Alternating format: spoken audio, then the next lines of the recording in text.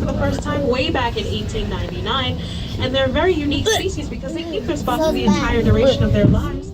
Unlike most deer species who lose their spots as they mature or seasonally as their coats thicken. Also further back to the left, you might have seen some large honey-colored deer. Those were the Barasinga deer, and if you folks remember, they were the subject of the conservation story we heard back at the huts about 10 minutes prior to this.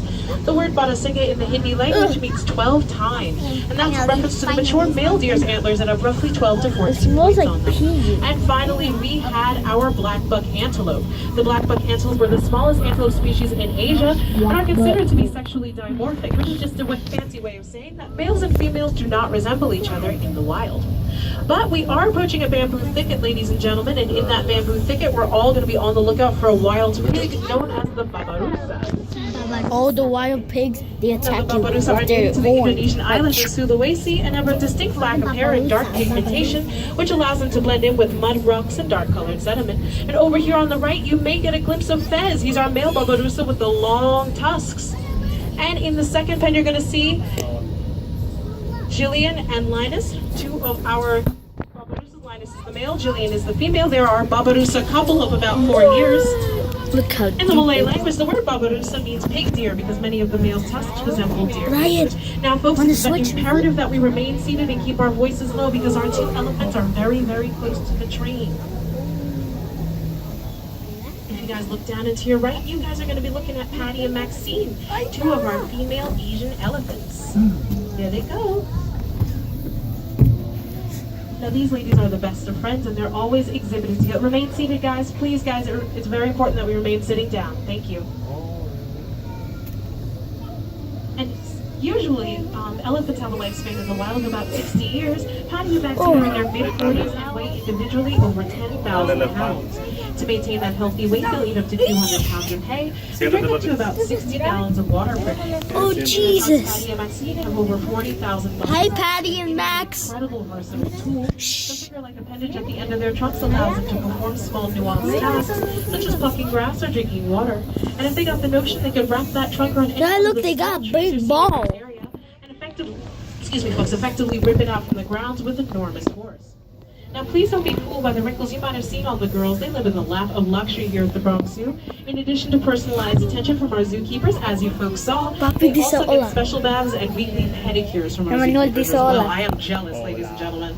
But as we say goodbye to our elephants, we have another lovely lady coming up. I'll direct everyone's attention to the lower right-hand side. In the shade, you'll see a big mud puddle. And in the center of the mud, you'll see what looks like a rock with ears, but that is in fact Callie. She's our female Indian rhinoceros. Once again, folks, look to the lower right-hand side and you will see Callie. Hi, Callie.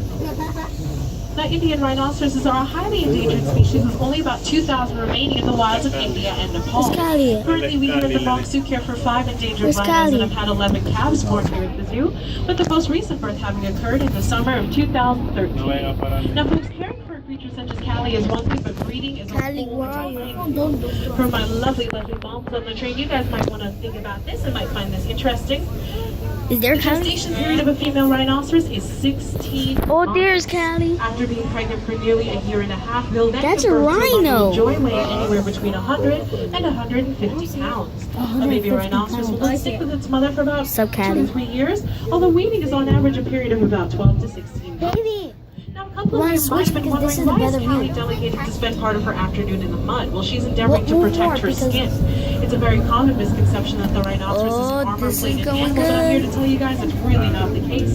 They actually have a very thin, sensitive skin that's highly susceptible to sunburn and insect bites, and they sit in the mud because it acts as a natural bug repellent, sunscreen, cools off the rhino, and cleans their skin all at one time. Now, Callie was the first of our rhinos to be born here at the zoo way back in 1986. She currently weighs about 3,500 pounds and is a mother and grandmother. Now, folks, we definitely saw the mud and we saw our lovely rhino. One more thing to talk about the significance of the rhinoceros horn, and here's some information on that. The horn of a rhinoceros is very different from that of a goat or antelope. It is not attached to the skull. Rhino horn is made from compressed keratin fibers, the same material that is found in fingernails and hair. Although rhinos are a protected species, poaching still occurs. Rhinos are killed for their body parts, some people believe that this horn had special medicinal powers. It is also used as an ingredient in some traditional Asian medicines. And the rhino horn is also prized in some cultures for making daggery. Now, folks, if you'll focus your attention to this field out here and look over to the left, those little short tan deer you saw were the hog deer. The hog deer get their name from their behavior. They're short, squat, and heavy like a hog. And instead of leaping over things like their deer counterparts, these guys have a weird ritual. They'll actually duck, creep, and run low under their obstacles instead, which is quite interesting. Behavioral-wise, they act a lot more like a hog than they do a deer. And if you look over here to the right, you're going to see some dark chocolate-colored deer over here. These are, in fact, the sambar deer. The sambar deer are the largest deer in southern Asia. They stand about 5.5 feet at the shoulder and weigh on average about 650 pounds. Typically, males live alone, whereas females prefer to operate in small, organized family herds. We're also on the lookout for the spotted coast Sika deer, a tan deer with white spots. It smells like pee in here. A black stripe along the spine. I suspect they're over on the right. And we have another one of our Indian woodchuck deer on the right as well. We saw them in the huts. Now, the Formosan Sika deer are native to Taiwan, which is formerly a territory known as Formosa. Habitat eliminated the last wild herd of Formosan Sika deer in the early 1970s, and they could only be found in captivity.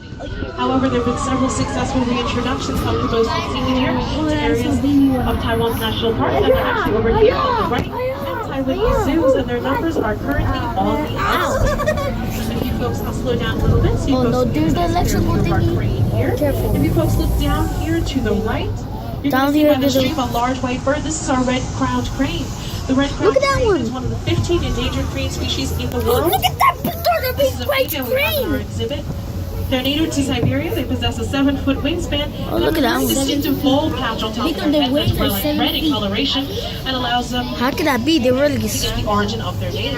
And finally, Maybe over here to the let right, me you're going to see 3 large tan Hey, animals. ostrich. Those were the nilgai antelope. The nilgai antelope are the largest and fastest antelope species in all of Asia. Eat that, With the capability eat of it. exceeding 50 miles per hour when they run. The word nilgai in the Hindi language means blue Yo, bull, mama. which is in reference to the distinctive grayish blue coating that the male might obtain upon maturity. Now, folks, here on the monorail, I operate much like a car. When I see a red light, I have got to stop. And unfortunately, we are experiencing some train traffic ahead of us. We do have a red light in front of us, but I don't think we'll be sitting here too long. I apologize for the stop, folks, but as soon as we get that clearance, I'll be able to move ahead and we'll continue on with the tour. So it looks like my first car and half of my second car is into the next enclosure. So if you guys are looking forward, you might be able to see some of our Chinese tufted deer. They're kind of actually hiding a little bit, but if you look over to the right, you might be able to catch up with a few of them. Oh, hooray, we're gonna move again, guys. Sorry for the stop, everybody, but we're gonna get moving again right now. So if everyone will look down and to the right-hand side, you will start to see the Chinese tufted deer.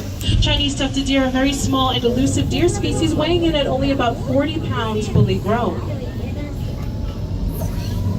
These little guys also have very long teeth that extend down past their mandibles and kind of resemble fangs, which they use in order to display dominance during the mating. And they get their name from a tuft of hair that grows out of the top of their foreheads and covers up their antlers. They're very rare to see in zoos outside of China. The Bronx Zoo are absolutely delighted to have them. We have another one coming up right in front of the train here, 2 of them actually, if you're on the right-hand side. But an interesting fact about them is, when they feel stressed, threatened, or endangered, a Chinese tufted deer will bark, whistle, or even growl, much like a dog. And as we round this bend in just a moment, ladies and gentlemen, we're going to be at the highest elevation point in our tour, 35 feet over the beautiful Bronx River. If you folks like to take pictures as much as I know I do, we're going to have a marvelous photo opportunity right here available to you, so please enjoy. There you are. There you are. Oh, it's too sunny. It's too sunny. Whoa, do you see that barrier? And this rough and rugged terrain we're approaching is perfect for our next 2 species, both of whom are species of the wild goat, the tar and the markhor. If you folks look down into the field and out to the left, you'll start to see some of our Left. markhor. And over here on the right as well, the markhor are the national animal of the country of Pakistan and are the largest goat species in the world. They're known for their long spiraled horns that you might have seen that grow to over 5 feet in height. Look at that And they're roll. also known for and praised for their athleticism because the Look at that markhor roll. have the capability of jumping up to 6 feet in the air without Look at that a roll. and have been known to climb trees in order to eat. We have about 8 or 9 baby markhor in this enclosure known as kids. So keep looking around, you might see a few of them on the ridge. Look at the And these guys you're seeing with the triangular horns are horns. not markhor, these are the Himalayan tar.